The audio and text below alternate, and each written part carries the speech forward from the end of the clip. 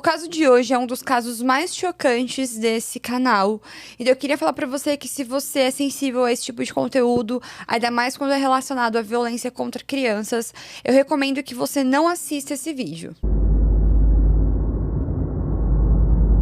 Antes de começar o caso de hoje, muito prazer, meu nome é Mayara Failassi. Sejam bem-vindos ao canal Estante de Crimes, onde falamos sobre casos criminais reais, teorias e histórias macabras. Então, se você é novo por aqui, já sabe, se inscreva no canal, deixe o seu like, compartilhe esse vídeo nas suas redes sociais. E é isso aí, bora lá pro caso de hoje. Na-young é uma garota de 8 anos que foi vítima de um crime brutal no interior da Coreia do Norte. E Na-young é um pseudônimo pro nome verdadeiro da nossa vítima, porque por questões de leis do país, nem o nome da vítima, nem a data do crime, nem a hora pode ser divulgado. Nós sabemos apenas que ela tinha 8 anos e que esse caso aconteceu em 2012. Então as informações que eu vou passar aqui são informações bem básicas que a gente consegue colher na internet, que por questão de segurança é as informações que foram divulgadas. A família da garota era pobre, os pais trabalhavam muitas horas por dia e mesmo assim conseguiam apenas manter as condições básicas de vida. O caso ocorreu na cidade de Ansan, na Coreia do Sul. A escola de Na-young ficava a poucos metros da sua casa, mais ou menos uns 3 minutos a pé. A sua mãe sempre a acompanhava durante o caminho para a escola, e depois de chegarem, a beijava no rosto antes de retornar para casa. Não se sabe ao certo o dia, o mês do acontecimento, apenas que aconteceu em 2012. O pai da Na-young trabalhava como operário em uma fábrica e a mãe dela trabalhava numa vendinha ali perto da onde eles moravam, e ela também fazia trabalhos domésticos. A rotina deles era muito puxada e mesmo assim a família da garota tentava dar o máximo de atenção e carinho para ela e também tentava fornecer a melhor educação que eles podiam dentro das condições que eles tinham. O que se sabe sobre a personalidade da vítima é que ela levava uma vida muito calma com os seus pais. Ela era muito feliz e muito sonhadora. Era uma manhã chuvosa no dia que aconteceu esse caso. A Na-young ela estava muito atrasada para ir para a escola devido às tarefas que a sua mãe tinha no trabalho. Ela acabou se atrasando e naquele dia a sua mãe não conseguiu acompanhar ela na escola. Justamente no único dia que a mãe dela não conseguiu acompanhar ela na escola, algo terrível aconteceu. Ela estava mais ou menos a uns 10 metros de chegar na escola. Um homem de meia idade abordou a garota de forma violenta, pegou ela e a obrigou a ir com ele para o banheiro de uma igreja. Atenção que a partir de agora eu vou relatar detalhes de violência infantil e mais uma vez lembrando, é importante ressaltar que eu não vou poder falar as palavras exatas de algumas partes do que aconteceu com a garota. Eu vou tentar mudar algumas palavras, até por questão de não ser banida aqui nesse vídeo. A garota no banheiro, ela foi enforcada e afogada com a sua cabeça dentro do vaso sanitário até perder a consciência. Ela foi cruelmente abusada, tanto pela sua parte da frente, como pela sua parte íntima de trás. E também nos seus ouvidos. Ela também foi severamente mordida na bochecha pelo seu agressor. De acordo com as fontes de pesquisa, os intestinos da menina começou a sair para fora pela parte de trás. O abuso foi tão pesado que os seus órgãos começaram a sair para fora na sua parte íntima de trás. O abusador, ele pegou a parte íntima, os órgãos que estavam saindo da menina, colocou pra dentro para que ele pudesse continuar com o abuso. Ela estava tendo uma perda de sangue absurda. E ainda depois que ele abusou da garota, ele fez ela sentar para que ele pudesse continuar a abusar dela pelo outro lado da sua parte íntima, até que a garota perdesse totalmente a sua consciência. Ele também chegou a abusar dela pelo ouvido e dilacerar praticamente todo o seu rosto, machucando cruelmente a criança. Depois de meia hora, ele deixou a menina praticamente morta ali naquele banheiro. Foi uma coisa muito cruel, mas a menina ela estava viva e ela conseguiu pedir ajuda, pedir socorro. Foi uma cena, assim, de horror. E as pessoas que prestaram socorro para aquela menina chegaram a ligar para o 911 para que uma ambulância fosse imediatamente prestar socorro para ela. O local se encheu de jornalistas e pais de alunos que estavam em torno da escola começaram a ficar apavorados. O que se sabia era que uma menina aproximadamente de 8 anos havia sido levada de ambulância em estado grave. No momento do resgate, a garota oscilava entre períodos de consciência e confusão mental, mas foi capaz de dizer o seu nome, dar o número de telefone do seu pai. Os pais da garota, eles foram contatados e quando eles chegaram no hospital e eles viram a situação da filha, eles chegaram a passar muito mal. A sua mãe, ela estava grávida de 5 meses e quando ela viu a situação que deixaram a filha dela, que era irreconhecível, ela até chegou a passar mal e ter sangramento, porque ela estava grávida.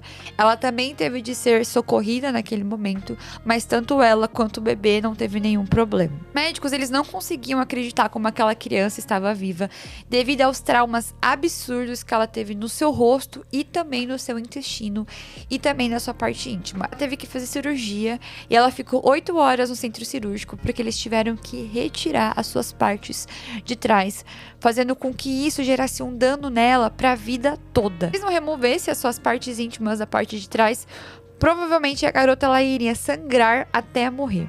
Ela teve uma hemorragia muito severa. E para que ela pudesse sobreviver e ter uma vida normal, eles tiveram que fazer uma colostomia na garota, que é uma bolsa que eles colocam dentro do intestino grosso para que ela possa defecar. E aquilo lá ela iria usar pela sua vida toda. A garota, depois da cirurgia, ela sentia muita dor e ela estava basicamente sobrevivendo de analgésicos 24 horas por dia. Todas as vezes que o pai dela ia visitar ela no hospital, ele sempre ficava horrorizado. E ao mesmo tempo, ele achava ela muito forte, que como uma criança de 8 anos conseguiu resistir a um ataque tão brutal como aquele. A única coisa que ela conseguia falar pro pai dela era que o homem mau estava solto e o homem mau precisava ser pego. A investigação começou em cima desse caso e a polícia conseguiu encontrar algumas digitais na cena do crime. E quando eles pegaram esses digitais e colocaram no sistema da polícia, eles encontraram um nome de um homem que já tinha um histórico criminoso. E eu vou falar um pouco pra vocês sobre quem era esse. O nome dele era Cho Dong-san. Ele nasceu no dia 18 de outubro de 1952. Ele abandonou o ensino médio e em 1970 cometeu seu primeiro crime roubando uma bicicleta. Ele recebeu clemência por conta da sua idade e porque era um crime pequeno. Mas em 1972, ele foi condenado a 1 ano e 6 meses em um centro de detenção juvenil por extorquir dinheiro de uma barraca de rua. Em 1977, ele foi condenado a 8 meses de prisão por roubo habitual e em 1983, aos 31 anos, ele abusou de uma mulher de 69 anos que trabalhava perto da onde ele morava. Essa mulher precisou de mais de 1 ano de tratamento para se recuperar do abuso. Ele foi condenado a 3 anos de prisão por esse crime e após a sua libertação, ele foi multado várias vezes por vários crimes violentos, incluindo um assalto que ele fez a uma anfitriã de um bar. Em 1995, enquanto bebia, ele agrediu um homem na casa dos 60 anos até a morte, porque esse homem elogiou um político controverso ao que ele acreditava. Esse crime foi considerado um crime pequeno, então ele só foi condenado a 2 anos e internado em hospital psiquiátrico. Também tinha uma esposa, e essa esposa idolatrava ele de todas as formas. Ele tinha problema com bebida, então a esposa falava que sempre que ele cometia alguma coisa assim, é porque ele estava bêbado, mas que ele era um homem bom, que ele gostava de cuidar da casa, fazer comida, fazer trabalhos domésticos. Então ela defendia muito ele. Então na época que aconteceu esse caso com a Naomi, na verdade ele já tinha um histórico criminoso. Ele tinha 56 anos, mas aquelas digitais que eles encontraram na cena do crime não era o suficiente para incriminá-lo do crime contra a criança. Absurdo, se a digital dele estava na cena do crime, né, gente? Pelo amor de Deus. Durante o tempo que a menina estava internada, mesmo isso sendo um processo extremamente traumático, a polícia acabou indo até ela e ela acabou reconhecendo aquele homem como o seu abusador. Ele foi preso preventivamente, ele já tinha diversas passagens policiais, incluindo acusações de abuso de uma menina de 19 anos da década de 80. A justiça coreana parecia não querer colaborar.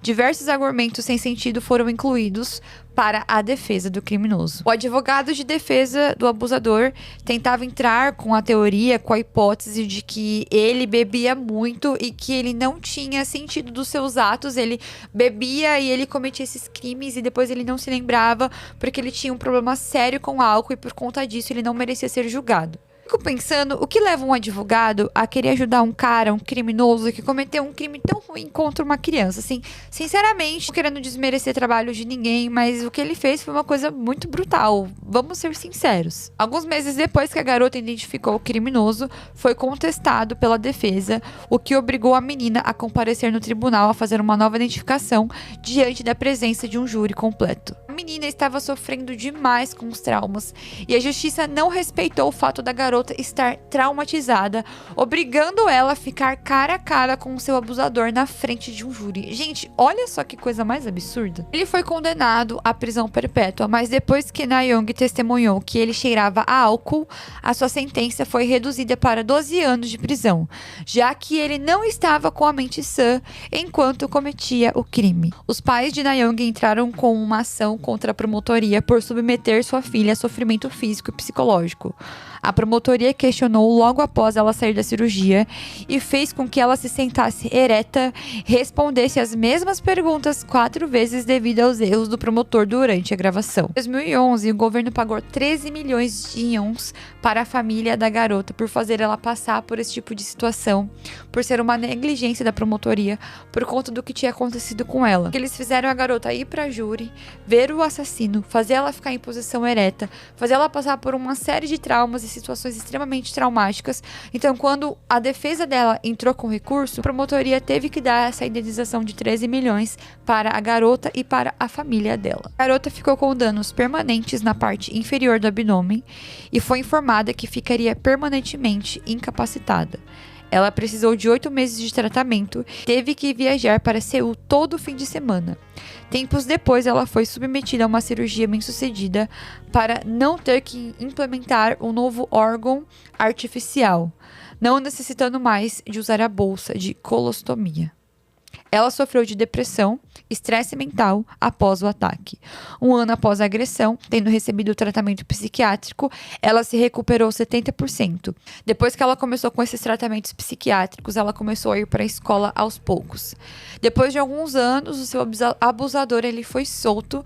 A família também entrou com recurso por conta de segurança da filha, porque além dele ter sido solto, ele também teve o direito de ter outro nome na sociedade, que ele não pudesse ser reconhecido. Uma palhaçada. A promotoria ofereceu para a garota um tipo de relógio ou algo assim que detectasse a presença desse abusador caso ele chegasse perto dela, porque a família dela queria que a garota ela se mantesse em segurança. Até hoje ninguém sabe o nome dela, quem ela é, ninguém sabe muita coisa sobre ela por questão de segurança mesmo. Inclusive essa garota, de acordo com algumas fontes de pesquisa, ela vive até hoje isolada. E ela ainda tem muitos traumas e ela ainda sente muito mal com tudo aquilo que aconteceu. Esse crime é um dos piores crimes aqui do canal, primeiro por conta da forma como esse caso aconteceu. Isso foi um abuso brutal. E também pela negligência da justiça e da promotoria que fez essa menina passar por situações tão complicadas sem terem o mínimo de empatia com o que aconteceu com uma criança de 8 anos. Se eu conhecia essa história é horrível, né? Deixa aqui pra mim nos comentários pra mim saber se você conhecia essa história. Deixa aqui pra mim nos comentários você falando o que você achou desse caso. E foi esse o caso de hoje. Antes de finalizar o vídeo, eu queria agradecer ao Estúdios Voz por cederem o espaço para esse vídeo estar acontecendo. E foi esse o caso de hoje. Se você é novo por aqui, já sabe, se inscreva no canal, deixe o seu like, compartilhe esse vídeo nas suas redes sociais. Um beijo pra vocês, até o próximo vídeo, tchau!